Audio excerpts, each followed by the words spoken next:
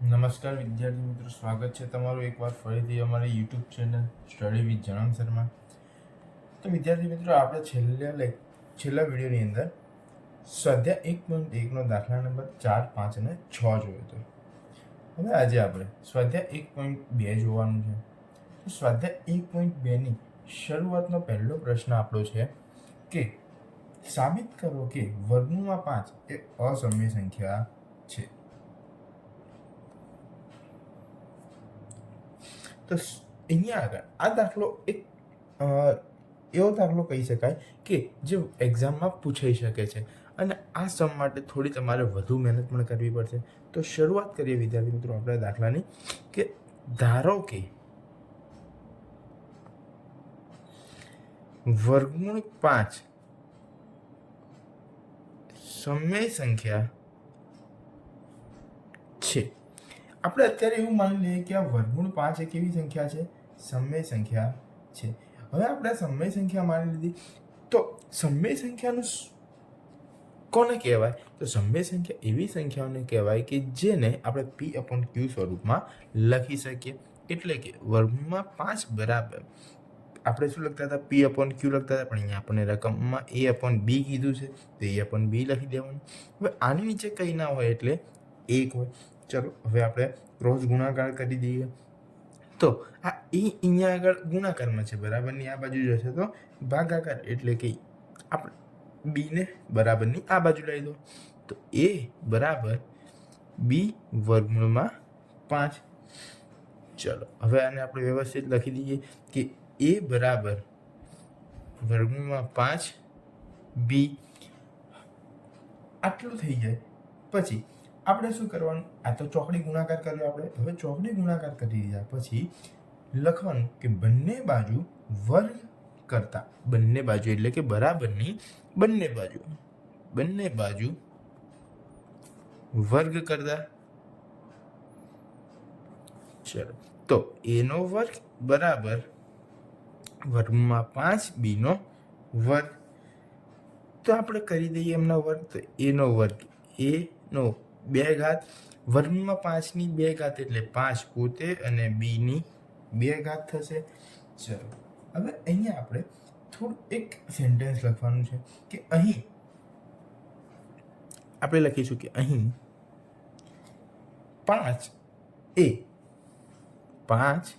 A A square કોનો? A સ્ક્વેરનો અવયવ છે. તેથી કેવી રીતે? તો જુઓ અહીંયા આનો મતલબ શું થયો કે A સ્ક્વેર જેટલો A સ્ક્વેર હશે એને જેટલું જ આ B સ્ક્વેર ગુણ્યા 5 કરો તો A સ્ક્વેર જેટલું થાય. એટલે કે A સ્ક્વેરનો એક અવયવ શું થયો? 5 થયો.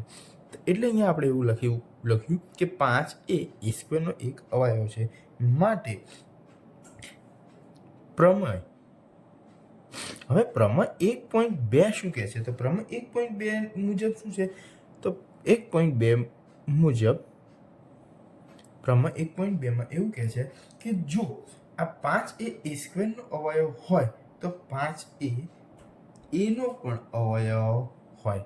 કોનો હોય? A નો પણ. તો 5 એ A નો પણ અવયવ હોય. ચલો આટલી ખબર પડી ગઈ કે 5 એ A સ્ક્વેરનો અવયવ હોય તો 5 એ A નો પણ અવયવ હોય. હવે આપણે બીજી એક ધારણા કરીએ. હવે બીજી ધારણા શું? તો બીજી ધારણા એ કરીએ કે A બરાબર અહીંયા 5B હતું તો અહીંયા આપણે કરી દઈએ 5C કરીએ. ચલો બંને બાજુ વર્ગ કરતા તો A ની 2 ઘાત બરાબર 5C ની 2 ઘાત, એટલે કે A ની 2 ઘાત બરાબર 25C ની 2 ઘાત. અહીંયા આપણે આપી દઈએ 1 નંબર અને અહીંયા આપી દઈએ 2 નંબર. વિદ્યાર્થીઓ હવે આપણે અહીંયા લખીશું કે પરિણામ 1 અને 2 પરથી. હવે જુઓ અહીંયા આગળ A સ્ક્વેરની 2 કિંમત મળી આપણને કે 5B સ્ક્વેર અને 25C સ્ક્વેર. તો 5B સ્ક્વેર બરાબર 25C સ્ક્વેર. તો આ બી સ્ક્વેર એમના એમ રહેશે, 25c², આ 5 ગુણાકારમાંથી જશે ભાગાકારમાં, તો પાયો પાયો 25. તો હવે શું વધ્યું? b² બરાબર 5c². તો ફરીથી અહીંયા આપણે શું લખીશું? આની જેમ, બરાબર,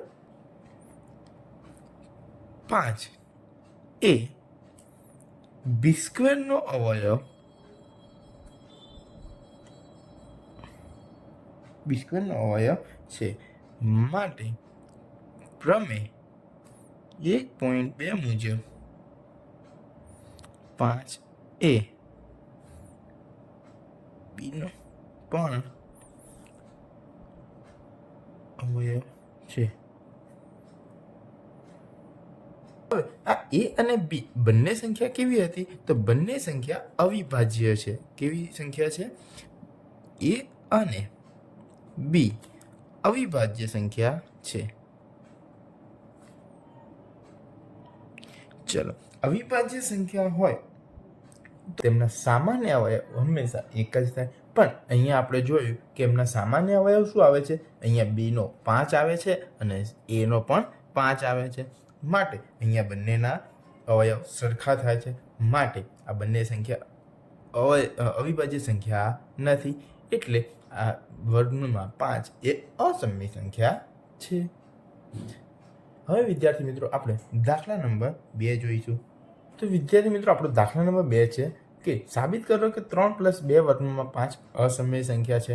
તો ચલો આપણે કરીએ આગળનો દાખલો કર્યો, દાખલા નંબર 1 એ રીતે.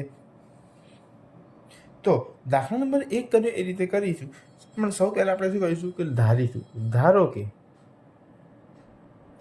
3 + 2 વર્ગમૂળમાં 5 એ સમય સંખ્યા છે. ચલો, હવે સમય સંખ્યા હોય તો આપણે શું કરવાનું હોય? તો સમય સંખ્યા હોય એટલે માટે આપણે પહેલાં એને a/b સ્વરૂપમાં લખવાનું. ચલો, તો 3 + 2 વર્ગમૂળમાં 5 બરાબર a/b. હવે અહીંયા સૌથી પહેલાં શું થાય? તો આ 3 એ પ્લસ છે તો સામે જાય. અહીંયા આપણે લખી દઈએ કે a અને b અવિભાજ્ય પૂર્ણાંક છે.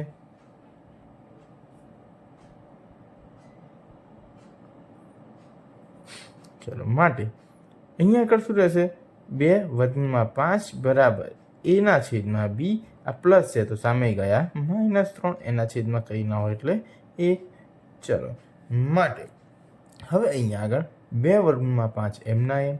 અહીંયા આગળ આપણે શું કરી દઈશું? લસા લઈ લઈશું. લસા લઈએ એટલે શું થઈ જાય? તો અહીંયા આગળ ઉપર એ એમનો એમ રહે, અહીંયા આગળ b ગુણાઈ જાય એટલે -3b અને છેદમાં થઈ જાય b.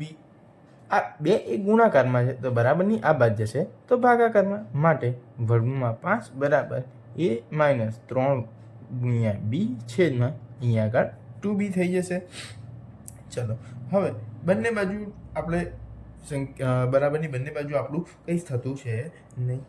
માટે અહીં a અને b કેવી સંખ્યાઓ હતી? અવિભાજ્ય સંખ્યાઓ છે. અહીં a અને b અવિભાજ્ય સંખ્યા છે. હવે અવિભાજ્ય સંખ્યા હોય તો એ સમય સંખ્યા છે કે નહીં એ તપાસી લઈએ. ઓકે, તો આ a-3b છેદમાં 2b એ કેવી સંખ્યા છે? સમય સંખ્યા. કેમ? તો p/q સ્વરૂપ છે તો સમય સંખ્યા છે. સમય સંખ્યા છે. તો અહીંયા આગળ આ સમય છે પણ આ સમય વચ્ચે બરાબર, તો એનો મતલબ કે આ બી સમય હોવું જોઈએ. પણ આપણે આગળના દાખલામાં કર્યું સાબિત કે વર્ગમૂળ 5 એ અસમય સંખ્યા છે. તો વર્ગમૂળ 5 અસમય સંખ્યા હોય તો આપણે શું કરીશું? તેનું વિધાન આપણે લખીએ. તેથી વર્ગમૂળમાં 5 પણ કેવા છે? સમય સંખ્યા હોય. પરંતુ વર્ગમૂળ 5 તો અસમય છે. કેવી સંખ્યા છે? અસમય સંખ્યા છે. તેથી શું કરીએ હવે કે તેથી અહીંયા આપણે શું ઊભો થાય છે, વિરોધાભાસ ઊભો થાય છે કે બંને બાજુ અલગ અલગ વિરોધી સંખ્યાઓ છે, તેથી અહીં વિરોધાભાસ થાય છે. હવે વિરોધાભાસ થતો હોય તો આપણી જે પણ આપણે વિધાન સાબિત કરવાનું હોય એ વિધાન સાબિત થઈ શકે નહીં. ચલો, વિધાન સાબિત ના થઈ શકે તો અહીંયા આપણે શું લખીશું કે માટે આપણે કરેલી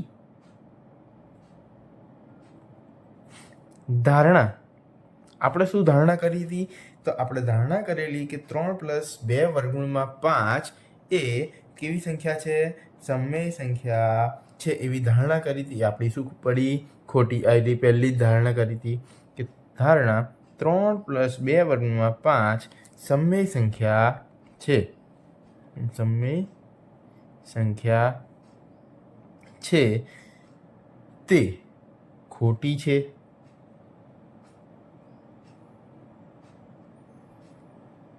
અને 3+2 √ 5 અસમય સંખ્યા છે.